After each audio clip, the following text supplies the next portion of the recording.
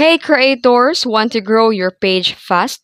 Today I'll show you how to use the TikTok trends the smart way to boost your reach without going off brand. And here's how to do it in 5 simple steps. Step 1. Watch the trends daily. Sounds, formats, and memes. Use your For You page and TikTok Creative Center. Step 2. When a trend pops, ask, can I tie this into my niche? Like fitness page, use a trending sound to show the workout fail. If it's a book talk, use the meme format to react to a plot twist.